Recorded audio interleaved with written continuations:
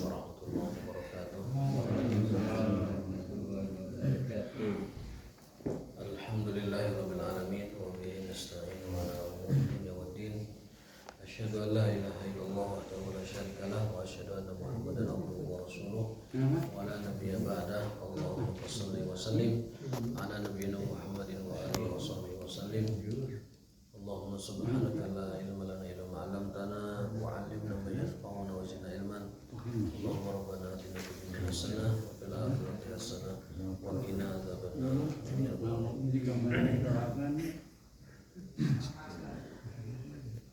Sekarang kita masuk ke tema yang ke-190. Nomor hadis 404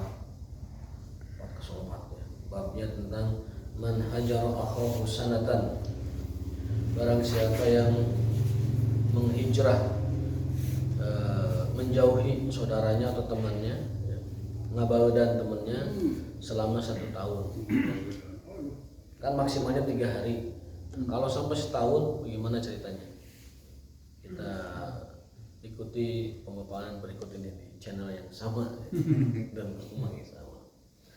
Bismillahirrahmanirrahim. Hadatsana Abdullah bin Yazid qala hadatsana Haywah nama orang. Qala hadatsani Abu Usman Al-Walid ibni Abdul Walid Al-Madani anna Imran ibni Abi Anas haddatsahu an Abi Ras As-Sulami annahu sami'a Rasulullah sallallahu alaihi wasallam yaqul man hajara akhahu sanatan fa huwa kasaf kidamihi. Langsung saja ke matanya. Dari Rasulullah SAW atau Abu Khiras Sulami mendengar bahwasanya Rasulullah SAW bersabda, man hajara akhahu sanatan, barang siapa yang menghijrah, menjauhi, menghindar dari temannya 1 tahun, ngabaeudan 1 tahun, maseaan 1 tahun, ta'akur 1 tahun, fahuwa kasaf kidamihi, maka dia seperti membunuhnya atau dia seperti menumpahkan darahnya. Maka maksimal ya, jangan sampai 1 tahun gitu. Idealnya 3 hari beres. Kalau tidak beres ya setidak-tidaknya jangan ada benci aja. Kalaupun tidak akur, setidaknya jangan ada benci. Kalau tidak akur ya mungkin itu masalah psikologis agak susah ya. Tapi yang penting tidak ada benci, selalu mendoakan kebaikan bagi dia ataupun selalu bersangka baik dengan dia. Meskipun mungkin untuk bicara belum bisa. Anna rajulan min ashabi Rasulullah dalam hadis kedua, hijratul muslim sanatan kadami. Ini menguatkan hadis sebelumnya bahwa menghijrah, menjauhi atau menghindar saudara kita sesama muslim, teman kita sesama muslim lebih dari 1 tahun, kadami, maka dia seperti menumpahkan darahnya. Wa fil majlis Muhammad ibn Munkadir wa Abdullah bin Abi Attab faqala qad sami'na hadza anhu. Juga ini diriwayatkan oleh Abu Dawud, Imam Hakim dalam Mustadraknya, disahihkan oleh Imam Albani dalam silsilah sahihnya, dan juga dikuatkan oleh hadis berikutnya. Pengertian menjauhi itu bagaimana? Menjauhi itu menghijrah. Ya misalkan begini, karena saya dengan si X memang ada masalah, dia jahat banget. Kemudian dianya yang pergi keluar kota, keluar pulau gitu. Ya berarti dia yang menghijrah. Oh, dia menghijrah. Kita korban hijrah berarti. Kemudian kita menghijrah seseorang kalau dalam rangka al-hubbu fillah wal bughdu fillah tidak apa-apa. Dia misalkan pelaku maksiat, dia misalkan pelaku dosa, pelaku riba, kita hijrah dia, itu tidak apa-apa karena menghijrah dia dalam rangka al-bughdu fillah. Kita membenci dia karena Allah Subhanahu wa taala. Kalau yang dimaksud hadis ini adalah menghijrah yang memutuskan silaturahim.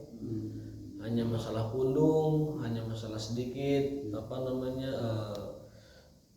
kontra, hanya masalah sedikit perbedaan pendapat, hanya masalah sedikit perbedaan sikap, kita sampai tega-teganya membunuh dia dengan cara menghijrah dia lebih dari 1 tahun. Maksimalnya 3 hari. Tidak halal bagi seorang muslim maseaan dulurna leuwih ti 3 poe. Kalau sampai 1 tahun itu seperti menumpahkan darahnya. Hadisnya sahih, diriwayatkan oleh banyak perawi hadis, juga oleh beberapa hadis yang lain. Maka kalau kasusnya gini misalnya ini orang hijrah dia, jadi bang ada masalah, cuma dia minta maaf dulu hijrah dia, yang saling maaf. Tapi bang di hatinya ya bang. Tidak apa-apa. Kalau sudah memulai salam, wa khairuhum man bada bisalam, dan yang terbaik dari keduanya yang memulai salam itu sudah cukup. Asal satu sudah menyapa dengan salam, itu sudah dosanya sudah lebur. Adapun nanti secara psikologis belum bisa ngobrol, itu lain lagi. Lain lagi. Jadi makanya kalau kita simpulkan dari hadis yang sebaik mereka adalah yang memulai salam, sebaik mereka itu yang mulai menyapa, sebaik mereka itu yang menjawab salam duluan dengan keikhlasan begitu. Maka disimpulkan dari hadis ini bahwa yang penting itu sudah ada upaya rekonsiliasi, sudah ada upaya islah, baik dengan menyapa duluan atau menjawab salam duluan atau dengan mengucapkan salam duluan, sapa atau salam atau jawab sapa dan jawab salam, itu sudah bagus. Kalau setelah itu ada psikologis belum bisa ngobrol, itu lain masalah. Yang penting dalam hatinya sudah tidak ada syahna, sudah tidak ada bagdo, sudah tidak ada hikat, sudah tidak ada gil, itu sudah hilang semua. Itu sudah hilang semua. Rasa benci itu masih ada itu. Nah, jangan sampai ada itu. Misalnya ada kata-kata gini, Pakku ditancap, nah, itu bisa dicabut, tapi bekasnya itu nggak ada. Ya betul. Jadi yang penting tidak ada rasa benci, tidak ada rasa negatif kepada dia, meskipun untuk akrab lagi nggak bisa. Itu berbeda. Ya. Itu menghilangkan bekas luka itu kan susah, ya. Tapi kan harus dicabut luka itu. Panah harus dicabut panahnya kan. Meskipun bekas panahnya ada dan lama hilangnya, itu tidak apa-apa. Jadi belum bisa bicara itu tidak apa-apa, tetapi dengan menghijrahnya, menghindar, menjauhi, menampakkan wajah yang tidak suka, menampakkan wajah yang baen begitu, itu tidak dihalalkan bagi seorang muslim terhadap muslim yang lainnya. Dan innamal mu'minuna ikhwah, idealnya orang-orang beriman itu merasa bersaudara, dan memang bersaudara secara agama. Sekarang yang terjadi dalam suatu keluarga itu banyak yang gitu, saudara sama saudara karena ada urusan itu sekarang itu karena warisan biasanya. Iya, itu warisan. Memang harta itu bawaannya panas dan menjauhkan orang dari silaturahim. Banyak saudara yang berpisah, yang saling menghijrah gara-gara harta, gara-gara warisan. Setidaknya kita masih memulai salam kepada mereka, masih menyapa mereka, assalamualaikum piye kabare, itu sudah menghilangkan suasana menghijrah itu kalau sudah menyapa. Kalau nanti dia tidak mau akrab, lain urusan. Yang penting sudah ada upaya merekonsiliasi. Makanya Nabi mengatakan sebaik-baik keduanya yang mengucapkan salam. Kalaupun di hati belum bisa hilang, tapi kalau kita sudah mengucapkan salam, itu kita sudah memberi kesan baik bahwa kita tidak ada masalah dengan dia.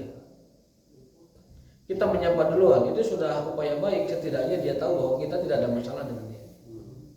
Ini bukan masalahnya salam aja tidak mau, salam nggak mau, sapa nggak mau, mendoakan juga nggak mau kayaknya. Berorang nggak doakan, nyalang geoream kan gitu. Nah ini sudah melampaui batas di dalam menghijrah seseorang, apalagi kerabat. Silaturahim itu luar biasa dahsyatnya. Sampai ada sebuah hadis, ini saya juga meneliti terus hadis ini. Ucap begini kurang lebih maknanya. Tidak peduli semaksiat apapun orang, tidak peduli sedosa apapun sebuah keluarga, tapi kalau mereka masih menjaga silaturahim, Allah akan limpahkan rezeki kepada mereka. Artinya dosa maksiat dan dosa kefasikan itu kalah dengan keberkahan dan fadilah silaturahim. Itu hadisnya seperti itu. Tidak peduli semaksiat apapun dia, kalau keluarga itu menjaga silaturahim, Allah akan kasih rezeki, limpahkan rezeki ke masing-masing keluarga itu. Makanya kita sering perhatikan keluarga ini dilimpahkan begitu banyak rezeki, padahal ini keluarga luar biasa itu maksiatnya. Nah itu ada hadis seperti itu, tidak peduli dia semaksiat apapun, kalau mereka menjaga silaturahim antar sesama kerabat dan keluarganya, Allah akan kasih limpahkan rezeki kepada mereka. Nanti perkara maksiat dan dosanya masing-masing ada hisabnya lagi, beda lagi. Tetapi fadilah dan keberkahan silaturahimnya Allah kontan kasihkan, keberkahannya, fadilah rezekinya, fadilah hartanya diberikan. Maka Nabi SAW dalam sebuah hadis lain mengungkapkan, inna a'jala at-ta'ati sawaban silaturahim. Sesungguhnya ketaatan, sesungguhnya ibadah atau amal soleh yang paling cepat Allah kasih kontan balasannya di dunia, silaturahim. Masuk akal. Masuk akal berinteraksi. Karena ada interaksi kan. Kalau secara teori antropologinya karena ada interaksi antar sesama manusia. Inna ajalat ta'ati sawabat. Sesungguhnya ketaatan yang paling cepat Allah kontan, Allah kasih balasan baiknya di dunia, silaturahim, adalah silaturahim. Fa innahu maqsaratun lil mal, dia memperbanyak harta. Wa mansa'atun lil umur, dia memperpanjang umur, ya. Kemudian wa mahabbatun fil ahli, dan mendatangkan kecintaan di keluarga. Silaturahim itu dahsyat fadilahnya. Maksaratun lil mal, memperbanyak harta, melimpahkan rezeki. Yang kedua, mansa'atun fil asar, memperpanjang umur dan nama baik setelah meninggal. Yang ketiga, wa mahabbatun fil ahli, dan mendatangkan kecintaan di keluarga. Itu silaturahim. Dalam hadis lain yang sering kita hafal, apa hadisnya? Afsus salam, tebarkan salam. Hadis sahih ini. Wa atimut ta'am, beri banyak makan orang. Wasilul arham, ikat silaturahim, jaga silaturahim.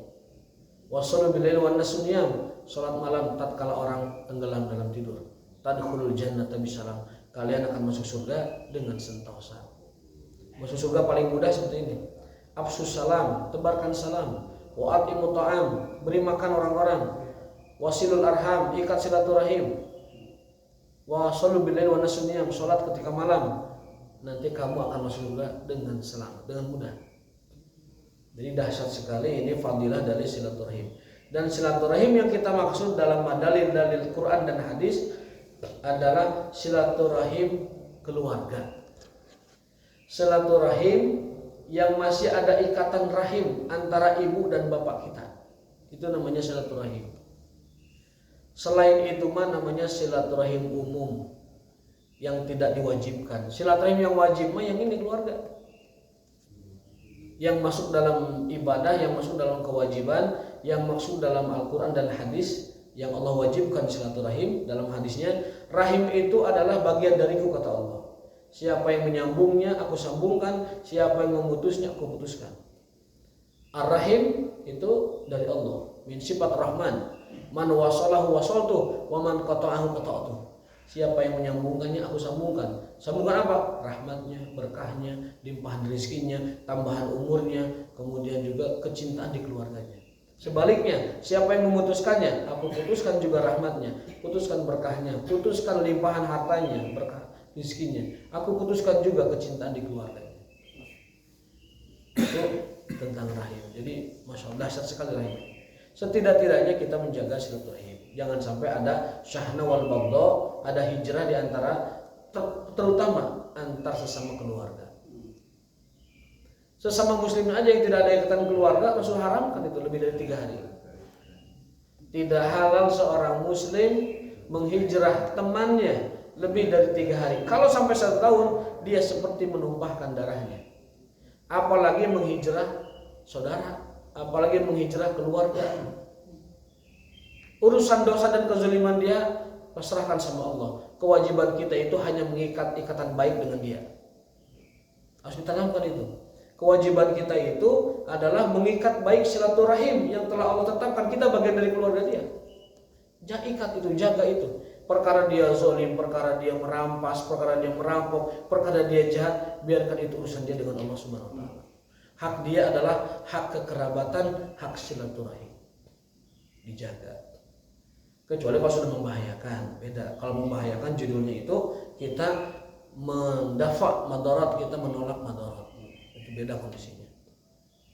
Kita dizolimi terus, misalkan kita dicelakai terus, itu menghindarnya adalah wajib, karena kita harus menjaga jiwa, menjaga akal, menjaga keturunan, menjaga lain sebagainya. Jadi sekali lagi, kerabat itu selama tidak KDRT, KDRT itu bisa antar keluarga, bisa segala macam, tidak mesti dalam satu rumah tangga saja, itu maka kita tidak boleh menghijrah mereka. Hadis nomor 406. Tidak halal bagi seorang muslim menghijrah temannya atau saudaranya lebih dari 3 hari.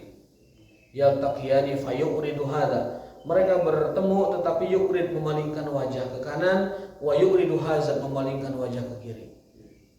Wa khairuhum, yang terbaik di antara keduanya alladzi yabda'u bisalam, yang memulai dengan salam.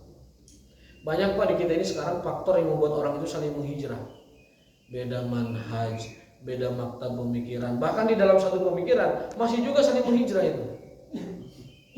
Beda pilihan politik, beda pilihan hal yang terkecil di lingkungan RT RW gitu, itu bisa saling menghijrah. Beda saling menyikapi, melihat dia tidak ngomong kita langsung pundung, kayaknya dia tidak suka sama saya. Itu potensi-potensi seperti itu tuh yang memang setan hembuskan terus. Kan ada hadisnya, inna syaitana yatai asa syaitan. Setan itu sudah putus asa di Jazirah Arab. Sudah putus asa, pindah ke Indonesia juga nonton. Sesungguhnya setan itu sudah putus asa min an yu'bada, disembah fi Jaziratil Arab, di Jazirah Arab. Ada kita? Ada hadisnya.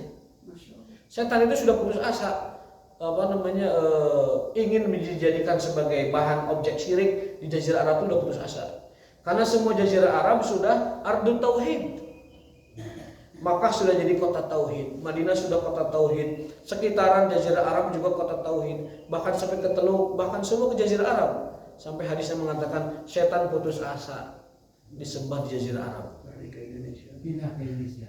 Walakin ataharrush, tapi mereka masih bisa mentahris apa? Menimbulkan perpecahan sesama saudara Islam itu. Maka tidak heran perang saudara di mana itu, di Somalia, perang saudara di Sudan, perang saudara di Libya, perang saudara di berbagai tempat.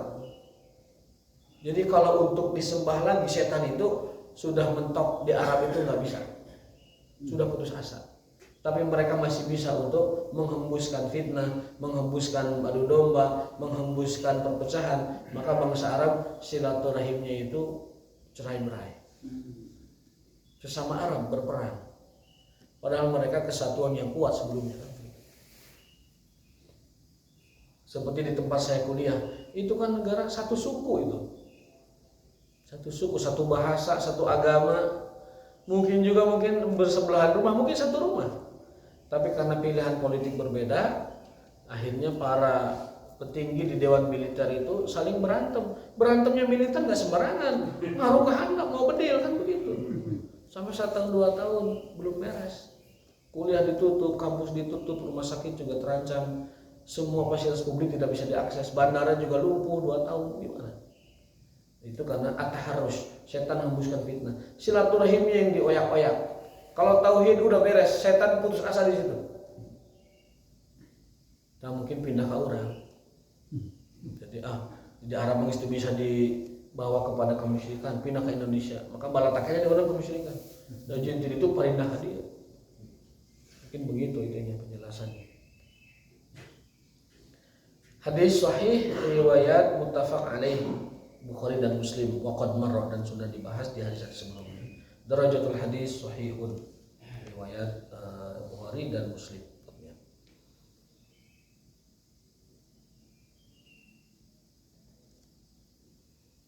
Hadis yang ke-407 ini lebih ngeri lagi malah. Saya ambil akhir hadis saja karena panjang. Wa inna awwaluhuma fai'an yakunu kafarah lahu sabaqu bil fai'. Jadi kalau kita sudah fasya Pak dengan saudara kita sama muslim, sudah berantem dengan sesama saudara muslim lama, kita mengucap salam, itu dosa fasyanya hilang Pak. Sudah dikafarati dengan salamnya itu. Makanya saya bilang, walaupun kita pasca 10 tahun, asal kita mau Assalamualaikum Pak, damang, itu gugur dosanya selama 10 tahun itu. Dosa pasiannya itu gugur. Karena itu adalah kafaratun lahu sabbuhu, mengkifarati, menghapus, menebus, memupus dosa kita pasca dengan dia meskipun 5 tahun, 10 tahun. Asal kita mau Assalamualaikum Pak. Minimal pas lebaran lah. Pas lebaran minimal supaya tekanyawan deui gitu minta maaf teh bae lebaran rame-rame. Seperti dosa-dosa ghibah itu kan tidak bisa dihalalkan dengan sendirinya taubat kepada Allah, tidak bisa. Saya menggibah dengan teman, dengan tentang teman saya dengan yang lain. Kan dosa antar manusia itu harus diistihlal, syarat taubat yang keempatnya. Kalau ke Allah gampang, istighfar, menyesal, tidak mengulangi. Kalau dengan manusia tambah satu lagi, al-istihlal, talabul halal min sahibi, itu yang dikorbankan itu. Termasuk ghibah, perdata jelas ya. Termasuk ghibah. Nah, kata para ulama, meminta maaf dosa ghibah itu nggak bisa langsung karena akan menimbulkan madarat lebih besar. Saya datang misalkan ke Mas Irwan, Mas, ngapunten ya, tadi pagi saya menggibah Mas 2 jam gitu. Coba Mas, pasti marah. Oh, jadi selama ini Ustaz yang gibah saya gitu aja. Jadi kata ulama, karena minta halal dosa ghibah itu susah, mintalah kehalalan dosa ghibah dengan cara yang umum. Datang ke rumahnya, ngapunten ya Mas, mohon maaf lahir batin, yang sengaja tidak sengaja, udah gitu aja. Itu maksud di dalamnya tuh saya tuh ghibah terus Mas gitu. Atau misalkan sesama muslim, lebaran aja, lebaran. Berkunjung ke keluarga, kalau enggak saling bertemu di sholat Id ya, bertemu di masjid gitu. Jadi usahakan ada kita bersentuh salam dengan orang semuanya kalau bisa. Kalau tidak dengan orang-orang yang sekiranya kita punya perasaan tidak baik dengan dia, dia pun mungkin punya perasaan tidak baik dengan kita. Itu kan masalah rumit. Maka dengan kita salam, Assalamualaikum Pak Damang, Assalamualaikum Pak Apunten, itu memupus, mengkifarati fa'an yakunu kafaratan lahu sabquhu bil fai. Itu seperti menebus, seperti membayar kesalahan kita dengan dia selama ini. Makanya secara kemasyarakatan ada acara halal bihalal kan? Itu kan secara dalil tidak ada, tapi secara kemasyarakatan itu acara bagus. Halalun bihalal. Apa arti halal dalam bahasa Arab? Ada 3. 1, meleburkan, melarutkan dosa-dosa. Yang kedua adalah melarutkan, kemudian ada 3. 1 melarutkan, yang kedua membolehkan, yang ketiga meleburkan, larut, lemur, dan yang keempat adalah mengurai yang kusut. Ada 3 dalam bahasa Arab itu. Halal akad itu mengurai, halal asal itu melarut, kemudian yang ketiga itu halal makhid itu mengurai, yang keempat halal dan itu memaafkan atau membolehkan sesuatu yang sebelumnya dilarang, halal haram. Nah, di antara makna halal itu ada tadi mengurai yang kusut. Kusut antara warga komplek, kusut antara warga RT, kusut antara jamaah masjid itu diurai di dalam kegiatan halal bihalal. Kalau itu secara kemasyarakatan, kalau secara syariatnya tidak mesti setahun sekali. Setiap kapanpun kita mesti menghalalkan saudara dengan saudara yang lainnya. Setiap hari bahkan.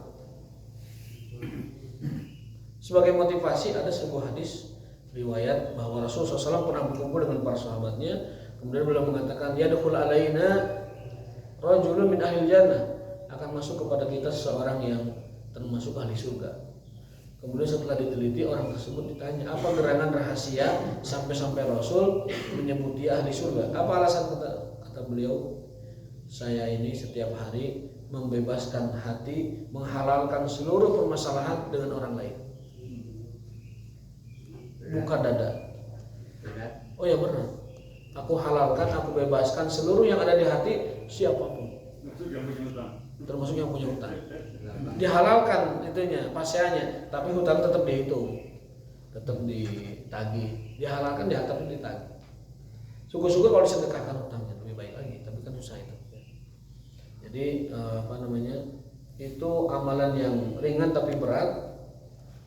dan itu menjamin seseorang pelakunya itu masuk surga. Sebagaimana dalam hadis Rasulullah ada ahli surga yang akan masuk masjid ini, ternyata itu dia adalah Abdullah bin Amr bin As, orang yang setiap hari membebaskan hati dan jiwanya, menghalalkan seluruh yang ada di hatinya untuk orang lain. Padahal diketahui ibadah orang ini biasa saja, tahajudnya biasa, puasa getara yang banyak-banyak begitu, kemudian tahajudnya, tilawahnya, ibadahnya tuh sangat-sangat standar. Tetapi dia punya fadilah, punya keutamaan. Di antara keutamanya adalah senantiasa melapangkan hati setiap hari sebelum tidur, melapangkan dada sebelum tidur, dan mengatakan, aku halalkan seluruh apa yang berkenaan dengan orang lain terhadapku. Secara fisik mungkin orang itu ya sehat juga ya. Sehat, orang kalau ngemplong begitu sehat. Secara teori juga sehat. Artinya kalau setiap orang begini mindset pemikirannya, nggak akan ada orang yang punya masalah dengan orang lain. Kalau tiap orang begini.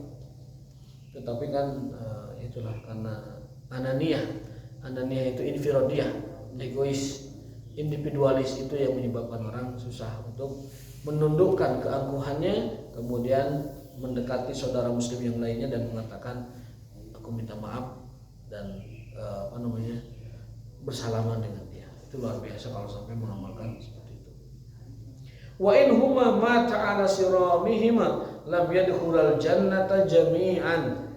Kalau keduanya nu pasia eta sampai tidak berdamai sampai akhir, tidak akan masuk surga jami'an, dua-duanya. Kan berat eta. Itu ada dalam sahih dalam riwayat Imam Ahmad, disahihkan oleh Albani dalam kitab Al-Irwa nomor 16.257. Kalau Imam Ahmad sampai belasan ribu hadisnya. Kenapa? Karena beliau itu hafal hadis alfi hadis, 1 juta hadis, 1000 ribu. Jadi zaman dulu nggak ada miliun. Miliun itu zaman sekarang. Zaman dulu nyebutnya alfi. 1 juta itu alfi, 1 juta. Sebagaimana dalam hadis Nabi, barang siapa yang masuk pasar membaca doa la ilaha illallah wahdahu la syarikalah lahul mulku wa lahul hamdu wa huwa ala kulli syai'in qadir, kemudian biyadihil khair wa huwa ala kulli syai'in qadir, ada hadis dikit. Kata Nabi, barang siapa yang masuk pasar membaca doa itu la ilaha wahdahu la syarikalah sampai wa kulli syai'in qadir, dia akan diampuni dosanya alfi, 1 juta dosa, dan diberikan pahalanya alfi, 1 juta pahala. Orang masuk pasar baca doa tadi, kata Nabi, akan dihapus 1 juta dosanya dan akan diberi pahala 1 juta pahalanya. Tiap hari ke pasar asal baca doanya. Kalau tidak baca doanya tidak dapat.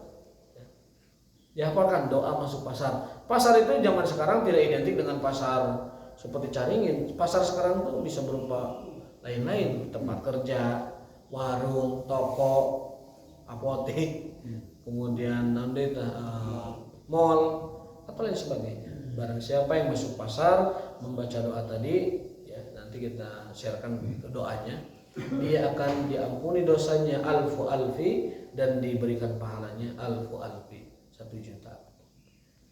Luar biasa. Nggak tahu apa hikmahnya Nabi sampai memotivasi orang pasar sedemikian rupa. Karena mungkin di pasar banyak setan, banyak dosanya, banyak dustanya juga. Oh Pak, dacan kayak gitu itu lagi itu 5.000, padahal mah itu kan 2.000. Sering terucap kata-kata yang demi Allah ini dari sananya sekian. Sumpah di pasar tuh paling banyak dan paling gampang lagi. Yang kedua, nipu dan bohong paling banyak di pasar juga. Juga teriak-teriak itu paling banyak di pasar. Maka kifaratnya itu dengan baca doa sebelum masuk pasar. Kifaratnya dengan sedekah. Dalam hadis, hendaklah para pedagang itu banyak bersedekah karena di setiap duduknya ada dosa. Kenapa? Karena kebanyakan pedagang itu ketika duduk itu pasti membual kepada orang lain. Menyebutkan modalnya sekian, padahal membuat kualitas ini bagus sekali barangnya, menutup aibnya dan sebagainya. Padahal barang itu ada kekurangan, barang itu ada sesuatu. Maka kata Nabi, hendaklah para pedagang sering-sering sedekah karena di setiap tempat duduk dan tempat ngobrolnya itu berpotensi ada dosa. Tapi kalau yang jujur pedagangnya, mereka akan bersama dengan al-anbiya. Pedagang yang jujur kata Nabi akan bersama dengan para nabi dan para rasul di akhirat. Ma'al anbiya wassalihin. Mudah-mudahan para pedagang muslim kita mengamalkan adab dan aturan dari Nabi SAW, akhlak berdagang dari Nabi SAW, sehingga mereka kelak akan bersama dengan sang pedagang ulung dan pedagang amanah, yaitu Rasulullah SAW. Inti hadis 407 adalah orang yang tidak sampai berdamai, dua orang yang tidak akur ini sampai meninggalnya, maka kata Rasulullah, lam yadkhulal jannata jami'an, tidak akan masuk surga dua-duanya. Makanya setidak-tidaknya, sekurang-kurangnya kita salami dia. Assalamualaikum Pak, apunten, pas lebaran aja minimal. Itu menghapus atau menjadi kifarat dari dosa tidak bersahabatnya selama 1 tahun kemarin, atau mungkin lebih lama dari itu dan sebagainya.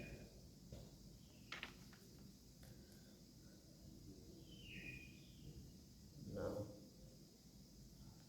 ini bab berikutnya sudah ganti tema ya, Bapak masih ada waktu. Bab asyahna. Syahna itu ini sama dengan baud, tetapi syahna itu agak bermusuhan sedikit. Kalau syahna itu baud, kalau hijrah itu menjauhi baud gitu, tapi kalau syahna itu dia sedikit ada kebencian. Syahna itu kebencian. Semua umatku diampuni kecuali orang yang masih memiliki syahna dalam dirinya. Itu ada hadisnya.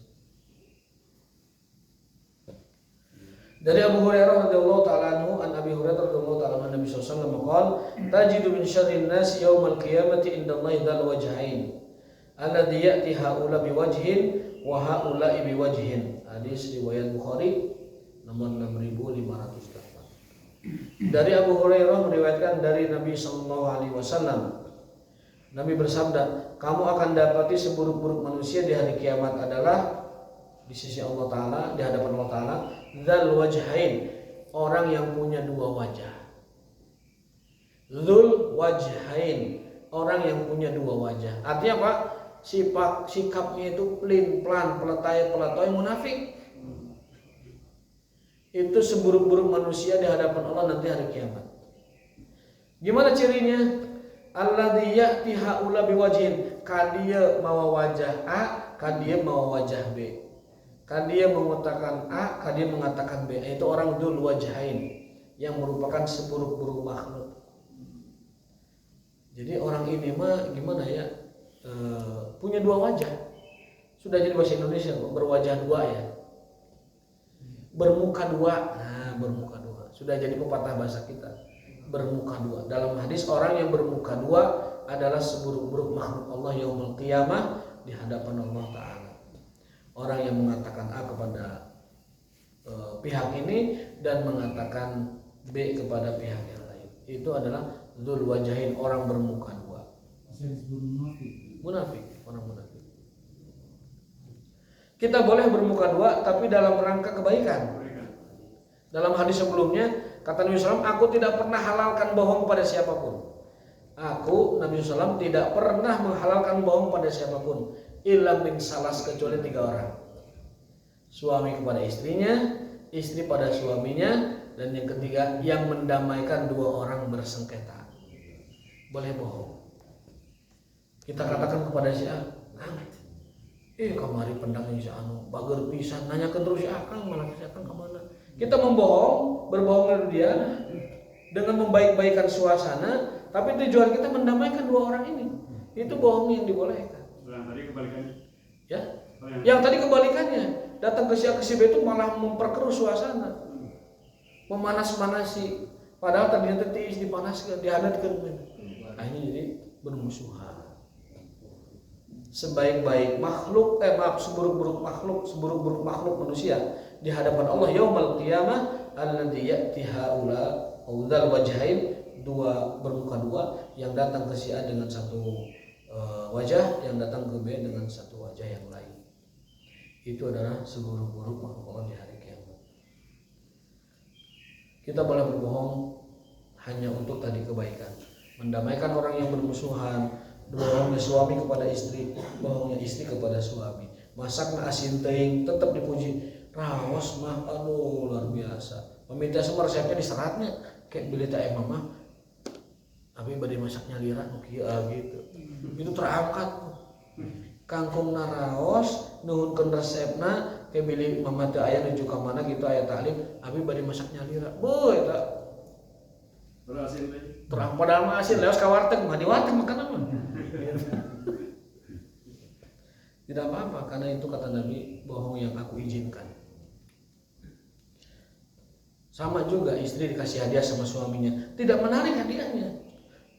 Tetapi sang istri mengangkat, wah ini hadiahnya luar biasa. Nu sanes mah moal dipasihan kieu ku salakina teh. Saking hebatna, padahal dibalik gitu. Padahal memang mulai mere dan memang butut gitu kan. Tapi angkat itunya apa namanya? Suasana baiknya diangkat, dipuji begitu. Itu kata Nabi bohong yang diizinkan demi menjaga keharmonisan keromantisan di keluarga. Istri berusaha dandan dipuji, waduh mah subhanallah sangat-sangat mempesona. Dalam bahasa Arabnya innaki labadi'ah, kau begitu mempesona. Badi'ah itu di atas jamilah.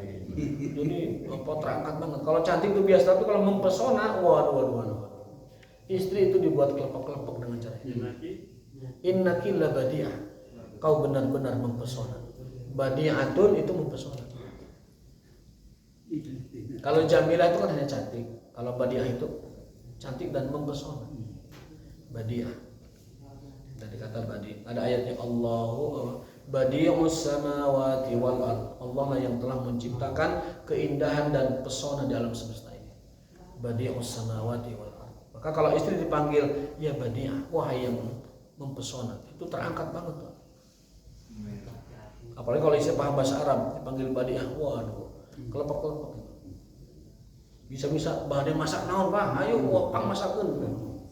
Gitu. Kalau di kita apa itu? Kalau di kita mungkin kita bisa memanggilnya wahai manisku. Apa itu bahasa Inggrisnya? Honey, sweetie, bunny, cutie, pokoknya itu lah bisa dipanggil dengan panggilan seperti itu. Artinya apa? Kesimpulannya berbohong kepada istri, berbohong kepada suami demi untuk merekatkan rumah tangga itu diizinkan oleh Nabi SAW. Juga berbohong melindungi keselamatan seseorang dan mendamaikan dua orang yang berseteru, itu bohong yang dibolehkan. Ya Aisyah kan sebut Badiah. Siti Aisyah dipanggilnya Humairah. Ya. Lebih dari Badiah, Humairah. Lebih. Lebih dari itu. Wahai yang berpipi merah. Saking cantiknya, saking putihnya dipanggil merah. Itu makna dari Badiah juga termasuk di situ. Dengan ungkapan yang lain. Itu terjadi saat istrinya Aisyah. Aisyah. Iya. Aisyah rumah sakit Mas.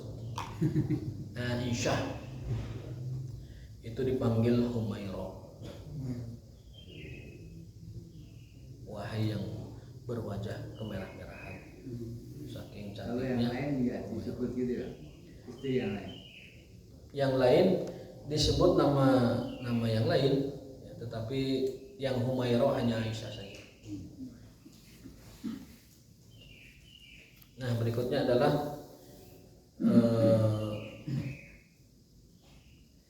hadis nomor 409 atau 10 terakhir ya.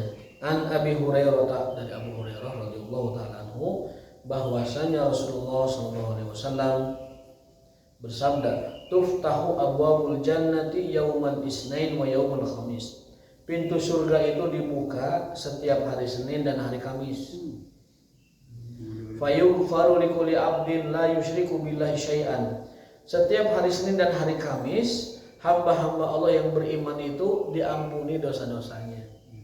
Jadi kita setiap Senin, setiap Kamis, dosa-dosa kita itu dicuci oleh Allah, dibersihkan. Illa kecuali, nah ini khawatir kita ini. Rajulun kanat bainahu wa bain akhihi syahna'u. Kecuali seseorang yang punya masalah dengan saudaranya. Masalah di sini masalah perasaan buruk ya, permusuhan, ketidakharmonisan, pasyalah begitu, syahna kebencian. Jadi setiap hari Senin dan Kamis pintu surga dibuka dan Allah ampuni dosa orang-orang beriman. Itu harinya hari Senin, hari Kamis. Kecuali seseorang yang punya kebencian dengan saudara muslim yang lain. Fayuqalu andiru, dikatakan kepada malaikat, andiru, tahan ini orang, hadaini hatta yastoliha, jangan diampuni dulu, jangan diberikan keutamaan dulu. Ini firman Allah pada malaikat, sampai mereka berdua saling berdamai. Jadi setiap Senin Kamis batur mah diampuni, batur mah dibukakan pintu surga. Tapi orang yang punya kebencian dengan saudaranya, Allah bilang ke malaikat, tahan dulu yang dua ini, hatta yastoliha, sampai dua-duanya soleh, dua-duanya, artinya berdamai, dua-duanya sampai berdamai. Dan ini Pak, mendamaikan dua orang itu ibadah yang paling berat. Bukan kata saya, kata Nabi SAW. Dari Abu Darda radhiyallahu taala anhu, ala adullukum, maukah aku tunjukkan sebuah kebaikan lebih baik bagi kalian dari sedekah dan puasa? Khairun lakum minas shadaqati wasyam. Apa itu? Shalahu dzatil bain, mendamaikan dua orang yang sedang tidak baik-baik saja. Ibadah paling berat. Bahkan di hadis sebelumnya sampai ada riwayat taklifun ma la yutaq, sebuah pembebanan ibadah, pembebanan syariat, pembebanan perintah yang lebih berat dari sholat dan puasa dan zakat. Apa itu? Mendamaikan dua orang yang berseteru. Itu kewajiban yang hampir tidak dapat dilakukan oleh orang-orang beriman, saking beratnya. Disuruh sholat, kari sholat gampang. Disuruh zakat, kari zakat kalau sudah nisab. Disuruh puasa, kari puasa der sahur. Tapi disuruh mendamaikan orang yang berseteru, wa aslihu dzata bainikum, saya tak perintah. Padahal di Quran katanya. Kewajibannya kewajiban yang mutlak, artinya mutlak itu kewajiban yang qat'i, yang tidak butuh tafsir gitu loh. Wa aslihu dzata bainikum, perbaikilah, islahlah dzata bainikum, permasalahan-permasalahan yang ada di antara kalian wahai orang-orang beriman. Itu disebutkan perintah itu adalah perintah paling berat bagi orang beriman. Puasa gampang, sholat gampang, zakat gampang, naik haji gampang, naik duit teman. Tapi mendamaikan dua orang yang berseteru itu disebutkan pembebanan yang di luar kemampuan orang beriman. Hampir-hampir saja begitu disebutkan. Nyaris tidak dapat dilakukan oleh orang beriman mendamaikan dua orang yang berseteru. Dan kalau kita lihat sejarah, nampaknya begitu kejadiannya. Syiah Khawarij tidak pernah bisa didamaikan. Pendukung Muawiyah yang ekstrim dengan pendukung Ali yang ekstrim, akhirnya mereka juga berpisah dari keduanya, tidak bisa didamaikan. Bahkan ketika terjadi peperangan Jamal antara sahabat-sahabat mulia, tidak juga bisa didamaikan. Meskipun itu awalnya ijtihad politik berbeda. Ala kulli hal, dalam sejarah panjang umat Islam, memang ini yang paling sulit dilakukan oleh orang-orang beriman. Mendamaikan dua orang yang berseteru, itu kewajiban yang hampir nyaris tidak dapat dilakukan oleh beriman dan disebutkan sebagai kewajiban terberat kaum mukminin. Allah ta'ala bisawab wa ma taufiquna illa billah. Rabbana atina fid dunya hasanah wa fil akhirati hasanah wa qina adzabannar. Assalamualaikum warahmatullahi wabarakatuh.